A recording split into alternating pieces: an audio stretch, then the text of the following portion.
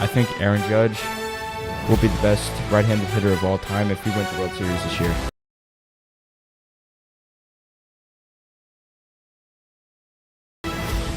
I think Jalen Brunson is definitely our highest performer in, like close games in the last minute.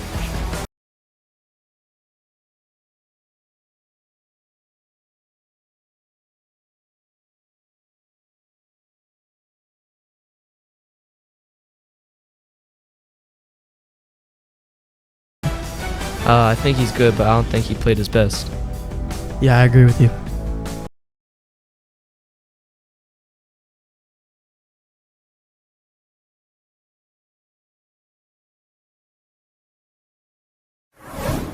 Hello, welcome back to our show ESN. We'll still be talking about the Giants, Knicks, Penn State football, and Rangers. We'll be talking about the Giants' recent game against the Bears. Brian Dable getting fired.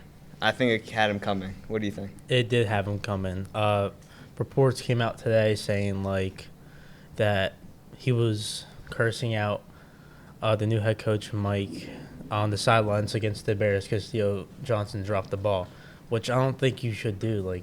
That head coach should not be he's going to lose his job. But what do you think about it?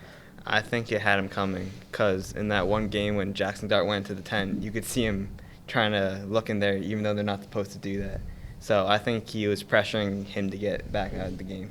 So yeah, Jackson Dart was just evaluated for 4 concussions, and they still put him in, which is not good. Eventually, it's gonna cause issues over time. But the offense with Dart having 2 rushing touchdowns and over 200 yards passing, and Tyro Tracing having a slow start to the game. What did you think about that? I think it had a bad impact because I know their rushing game for the Giants are usually really good. Coming off of before Cam Scatterby got injured, they were good at rushing the ball. So that's what I think.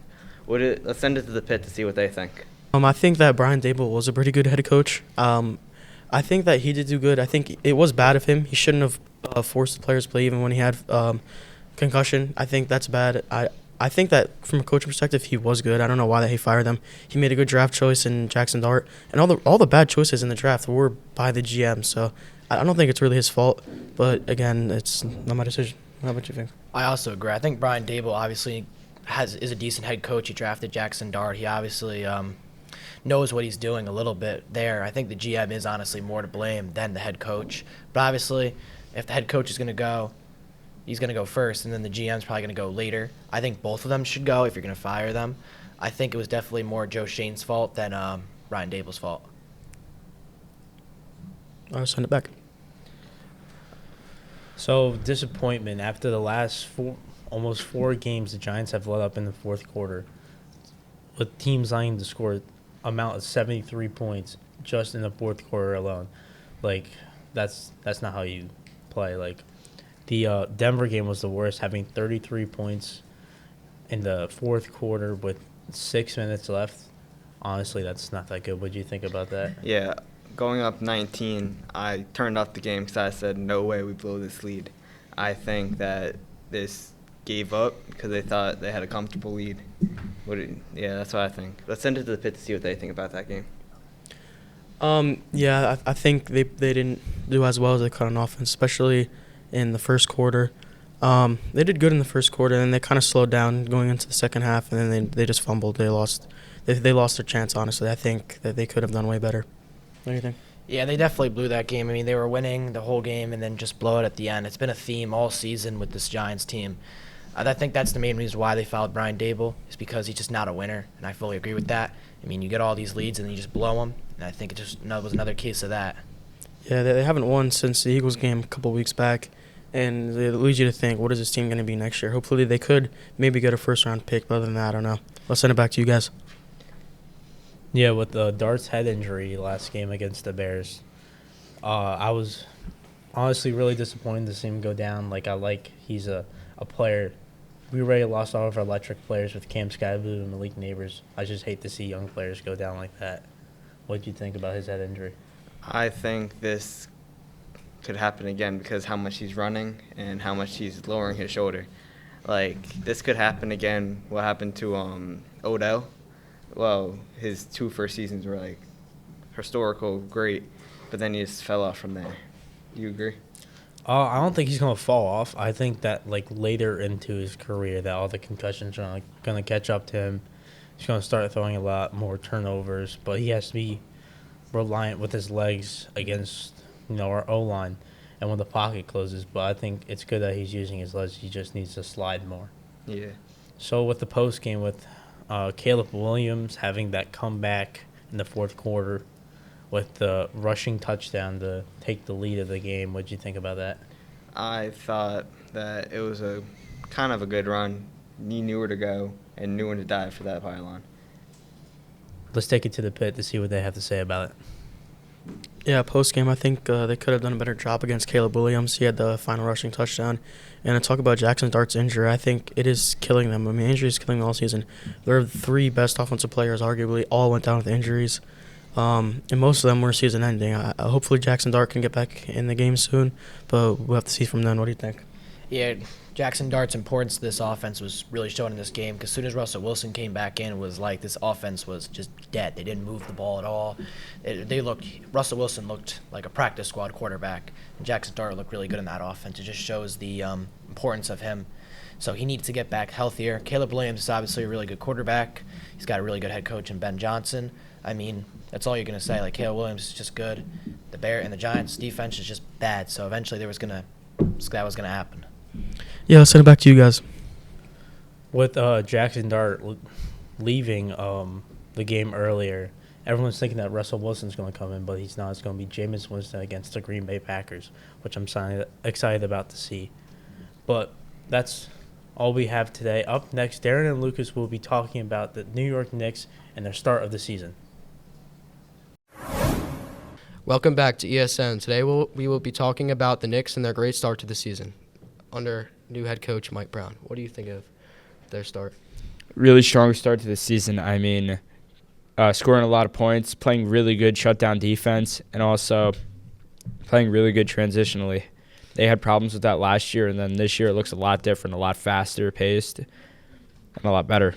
Yeah, much better ball movement. Obviously, Brunson and Anthony Towns have some big highlight plays, recently. What do you think about that?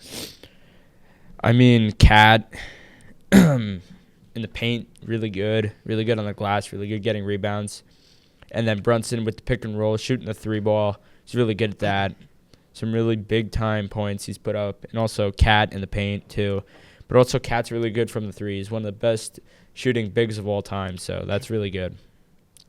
Yeah, Brunson's doing a great job of, leading the offense. I'd say it has potential to be probably one of the best offenses in the East, as if not considered the best offense in the East. What do you think about that? Yeah, I think it's one of the best offenses in the East. I mean, Brunson, everybody knows about. You know what you're going to get from him. Cat, too. But also you have Mitchell Robinson, too, in the paint with Cat sometimes during the rotation. Having him on the glass, just being able to put down those 2s. And then also Mikal Bridges, really good at the 3 line this year. At one point, he was shooting like 50%, which has been really good.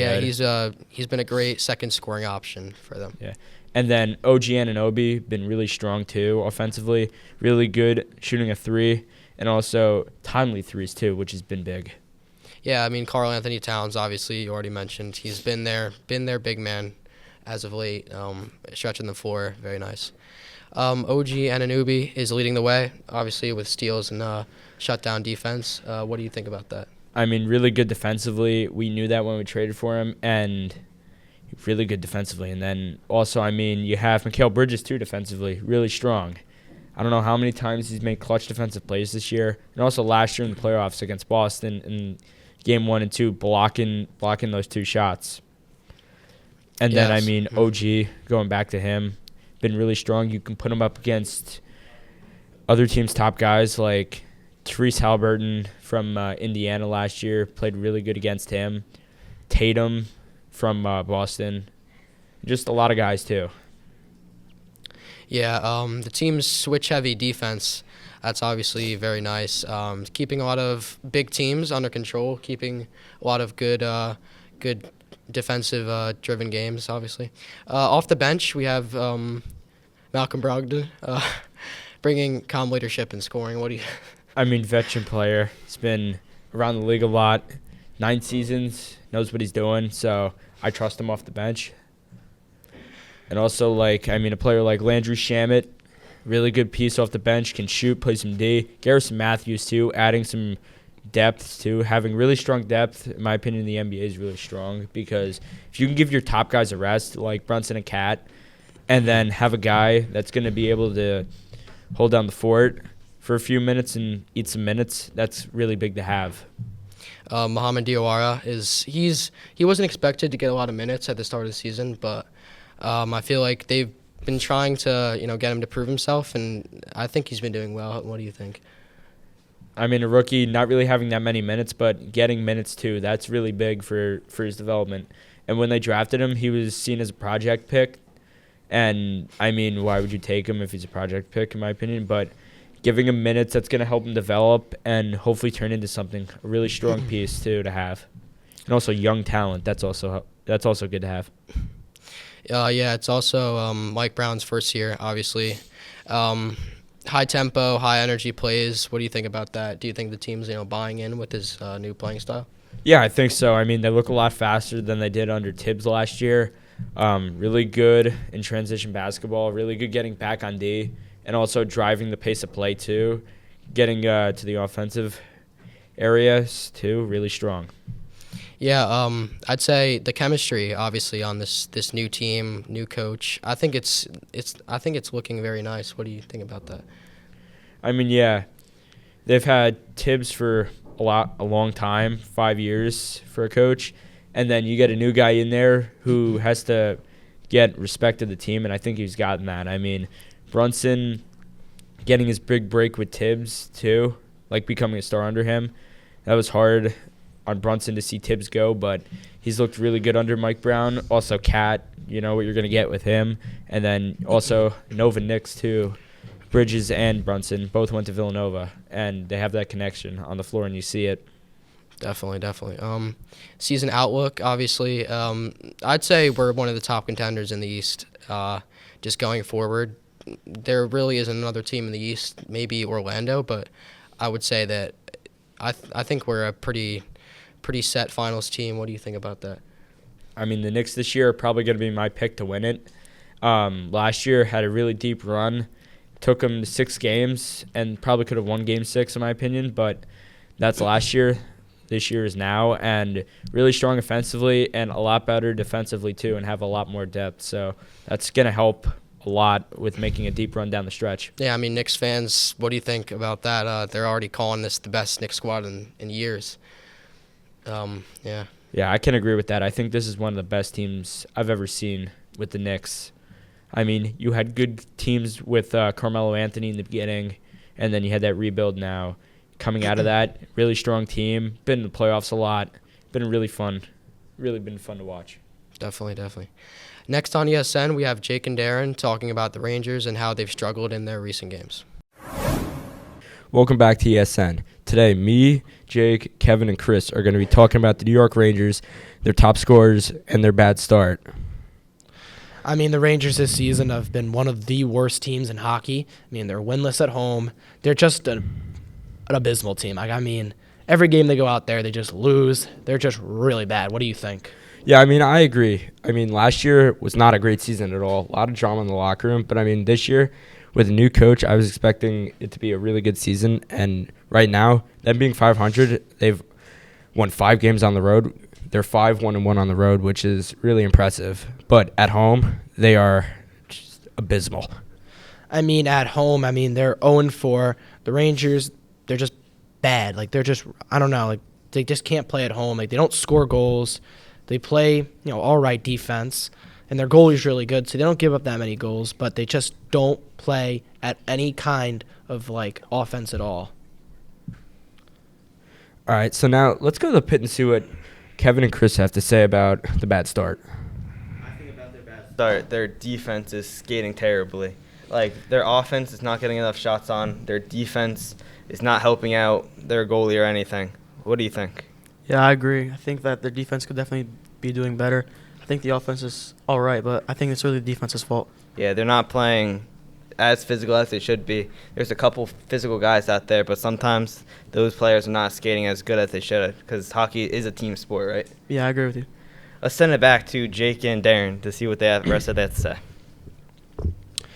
Another thing I could say about their just disaster start is that, to be honest, I don't think they've been a good team since the Eastern Conference Finals 2 years ago. I mean, last year was bad, and this year they look like they're a lottery team. Like, it looks like they're going for the first pick, not the playoffs. Yeah, I mean, if they want to be a lottery team, I wouldn't complain about getting Gavin McKenna, but this team shouldn't be a lottery team. They have too many stars. I mean, their top guys, Adam Fox this year has 3 goals, 4 assists, 7 points. Panarin, 2 goals, 5 assists for 7 points.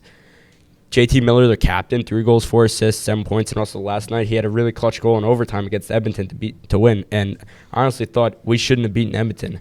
Down 3-1, looked really bad defensively. We shouldn't have won that game. And I mean, Zibanejad, really known for not having really good starts this year. Really underrated start, in my opinion. 4 goals, 2 assists for 6 points. What do you think of that, Jake? I have to disagree. I think Mika Zibanejad's been quite terrible to start the season. I mean, I think overall the team's just not really scoring that much, and Igor's looked good because even with the defense, it's really bad. But I think that Mika Zibanejad really hasn't done anything. Like, I think if he was a player who had a no movement clause, he didn't have that, I think they would have moved him last season with Kreider, but he's obviously still here, and he just isn't really doing anything. JT Miller, for being the captain, hasn't done much either. Panarin hasn't done much. I mean, these are star players who are not doing what they're supposed to be doing. Yeah, I mean, honestly, Zibanejad, I have to disagree with you about that, Jake. I think Zibanejad this year has been good. 6 points in 12 games. That's pretty good in the NHL, and it's really hard in the NHL to get points. And also, one thing I've seen from him this year is that he's playing with some jump in his game. He's going hard to the net. That's how he scored a lot of goals. In Vancouver, that's how he scored a goal. Just going hard to the net and finishing the play. Yeah, I'm going to have to disagree. I think he's just terrible. But let's send it over to the pit and see what they have to say. Well, I would have to agree with Darin here. He's been playing physical, and that he also what Darin said, that he brings force to the net. And for a goalie to stop his shot is pretty hard. What do you think? Yeah, I agree with you. I think that he's been playing a really good. I think he's been also very physical. You said that they're kind of lacking that, but I think he kind of brings it to the table. Yeah, like driving to the net and everything is, especially on a run when it's when he's down and by himself, he could score that easily. Let's send it back to you guys. Yeah, I mean, I totally agree with you, Kevin, about that. Yeah, So I have to disagree with Kevin completely. Right. So now let's talk about the line combos. I mean, losing Trocheck to injury, that's big, and we'll talk about that later. But Zibanejad, Panarin, and Cooley have been a good line to start the season. I mean, producing offense, you have 2 top scorers on that line. And also, I think Will Cooley's having a really slow start, but I think he'll wake up at some point. And also, he's just really physical. I mean, you have 2 guys on the line that aren't that physical. You have that one guy that's going to be first on the forecheck and go win puck battles on the boards. Yeah, they've been an overall pretty good line. I mean, Trocheck, losing him, he was supposed to be one of those top guys. He just isn't because he's hurt, not his fault. But, I mean, Cooley, I feel like he's a good player, but he's definitely starting out slow like the rest of this team. I don't know if they're starting out slow or they're just bad, but they have started out slow. They need to really, lock in. I mean, the Miller, Lafreniere, Sherry line, I don't even know who Sherry was going into this season. He's really not that great. Miller's obviously good, and Lafreniere, I think, is just a terrible player. He doesn't really do anything. I mean, they gave him all this money, and he's just an overrated guy. He's not close to what their first pick the year before him, Jack Hughes, is in the Devils. He's just not a good player. They're going to have to find maybe some more of their offense, and Trocheck needs to come back to really fix this team, I feel. Yeah, I mean, I agree. We need Trocheck back. And also, here's the thing. Lafreniere has put it together in the past. He had a 28-goal season 2 years ago when they went to the conference 2 years ago, finals. not recently. And then before he signed that contract, he was on a hot streak, and then at some point he just forgot how to play hockey. I mean, he has the skill to do it. He just hasn't put it together yet. And if he's not doing that by midseason, I would consider moving him. Nobody wants his large contract, but if somebody would, I would move him. But yeah, and here's the thing. He's still at the beginning of that long-term deal. One thing I've heard, like rumors and stuff, is that people thought about waiving him. I mean, in my opinion, that's just a waste because you're not getting any return for a guy who was a first overall pick. in a loaded draft. Yeah, he's not that bad where he should be waived, but he's not a good player. He needs Yeah. to. I wonder if he's playing hurt. There's got to be some kind of reason he's playing like this. I don't know. But a lot of injuries have been hit this team. Trocheck, he's out for who knows how long with a long-term upper body injury. Carson Saucy, he's out for a few games with a concussion. I don't know. What do you think of these injuries? I mean, Susie having concussion, that's a major injury. You got to be careful with that. But Trocheck, you're losing an alternate captain on this team. He's a leader in the locker room and on the ice, and he's a strong forechecker. He's what Mike Sullivan wants on his team, and he's a good person too. I mean, I don't like seeing players get injured, but we really need to get him back. I think overall this whole team needs to get these players back that just are injured. I think they need all the firepower they can get since obviously this team is not where it needs to be. Let's send it over to the pit to see what they think about any of these injuries. About these injuries, losing Saucy is very bad because he plays like his heart out on that ice, brings the team together a little bit, I think. What do you think? Yeah, I agree. I think that injury is like a big part of the sport, and especially losing players could kill your season. So yeah, I think that he is a big loss for them. Yeah. All right, let's send it back to you guys. Yeah, I mean, I agree with that. Losing a player like Trocheck, that's huge. Really good defensively. So now let's talk about the standings. I mean, really slow start, and it shows in the standings. 7th in the Metropolitan Division. I mean, they played teams they should have beaten, like San Jose. They should have pumped them. That team is terrible. They're young, and we're a veteran team that should be a playoff team, in my opinion. Yeah, they got beat at home by San Jose. That might be one of the worst losses they've had in years. Playing that kind of team and just losing is straight up. It's actually terrible. 7th in the Metro. I mean, they're behind teams that they should be better than. So that problem is they're going to have to fix that. They're not doing well at home.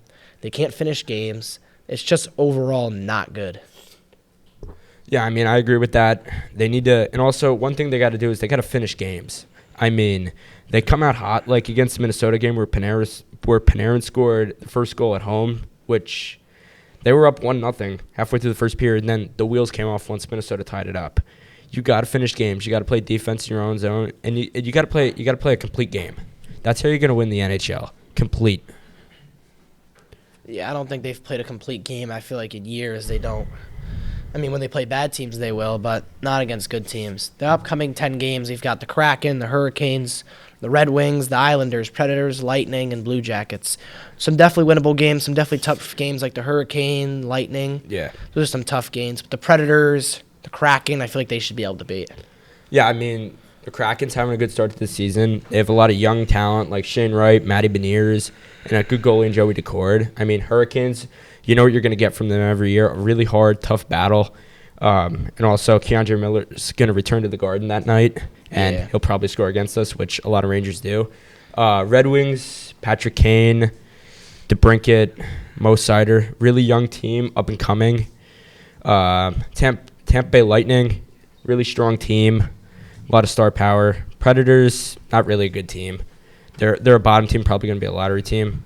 Blue Jackets, they're up and coming, in my opinion. They have a lot of young talent, and they should be good in a few years. Losing Johnny Gaudreau last year hurt them, so yeah. All right, next up, we've got Chris and Jack. They'll be talking about Penn State's last football games. Welcome back to ESN. I'm Jack Romalin. This is Chris Jordan. We have Kevin Shannon and Jake Mayer in the pit, and today we're going to be talking about the last 3 weeks of Penn State football and how they did. So, Chris, they lost to Iowa by a point. What's your thoughts on that? No, it was a good game overall. They played good. They let up some good points. They did their best, I would say, and they played good until the end when they let Iowa score a couple points. They got that blocked field goal, which really helped them. But honestly, I think their season was over at that point, so I think they were just playing for fun. Yeah, then a week later they played Ohio State and got destroyed 38-14. Yeah, they had a really good game in the first and second quarter. They put up 14 points. The defense honestly played well. And then they went into the locker room feeling all good. And then they let up a bunch of points. They let up, I think, 21 points, and they didn't score one the whole third and fourth quarter. So that's something they'd have to fix, and I think they did in the next game. Yeah, then after that, next week they had a tough loss against Indiana, 27-24. Yeah, they came back in that one too, and I think again they had a really good game. Honestly, they kind of shocked me these last 2 weeks against Ohio State and Indiana, but they did lose on the last play, which it was a great play by the other players, so you can't really get mad at them for that. Yeah, so let's go into detail about the Iowa game. So they won. Iowa won 25-24. Penn State was actually up the entire game until the fourth quarter and let Iowa come back. What's your thoughts on that? No, I think that they held the lead pretty good. I think they did good in the game, and also Katron Allen really helped them with 2 touchdowns, 145 yards. He really kept them in that game, and then Xavier Gilliams blocked a kick, and that really helped him scoop and scored at the end of the first half. And then Iowa's quarterback with a 67-yard rush, an 8-yard rush to seal the game by Caden Weegan. And those 2 players are really good for Iowa. I think that they're going to possibly make it to the NFL. Yeah, and then this was Ethan Grunkemeier's first start that game. He went 15 for 24, 2 interceptions, and 93 passing yards. I don't think that he had a good game at all, but it's also his first game starting at Penn State. Yeah, I think he did good. I don't think he did good. He had a bunch of struggles, but other than that, yeah, he was better in the next games. Yeah, and then the Ohio State game, it was actually we're going to throw it to Jake and Kevin to see what their thoughts on this are. Well, I have to agree with Jack. He didn't play his best game out there. Like he said, 2 interceptions. That shouldn't be happening for a college football player. What do you think? Yeah, I think that Iowa game really was a bad game for the quarterback. He really, 90-something passing yards. That is just bad. That's really bad. And 2 interceptions with that. He just wasn't keeping the ball over, and he just was bad the whole game. I fully agree. Yeah, let's send it back to you guys. Ohio State game, it was actually close the first half. It was only a 1-score game, and it was 17-14 at the end of the first half. And then at the second half, they just gave up and gave them 21 points. What's your thoughts on that? Yeah, I think the quarterback also improved. He did pretty good. Honestly, I think what really killed them was this. They had a good game in the first quarter. They had only allowed 17 points, and they scored 14. Really good against a really good Ohio State team who might win the national championship this year. But then in the second half, they lost it all. They let up 21 points. They couldn't score.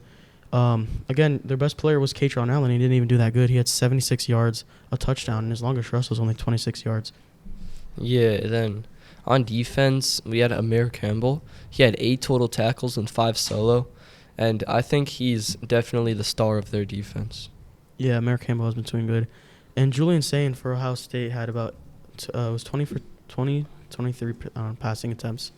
He had 316 yards and 4 touchdowns. I think the pass defense has to be doing a lot better. That's really big numbers. What do you think about it? Yeah, Julian Sayin had 86% completion rate, and I don't think that the defense can allow that. So I think the defense definitely needs to pick it up.